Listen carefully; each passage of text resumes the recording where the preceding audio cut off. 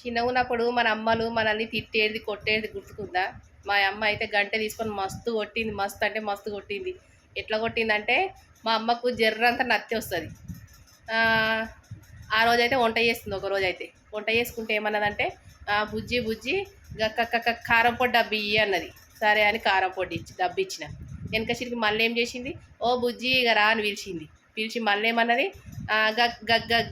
గంటి గంటి గంటి అని అన్నది. సరే ఇగో గంటే అని ఇచ్చిన.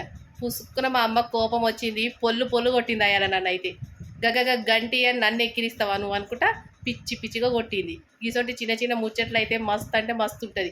ఎప్పుడు నేను బాసల స్టాండ్ దగ్గరకు పోయి గంటె చూసినా కూడా అమ్మ ఈ గంటెతో నేను దెబ్బలు తిన్నా కదా అన్నట్టుగా ఎప్పుడు గుర్తుకొస్తుంది. మీకు ఎవరికైనా ఇటువంటి స్వీట్ మెమరీస్ గుర్తుకున్నాయా?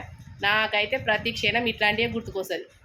గంటి అన్న పాపానికి గంటె దెబ్బలు తిన్నా నేను. ఓకేనా అండి? Thank you.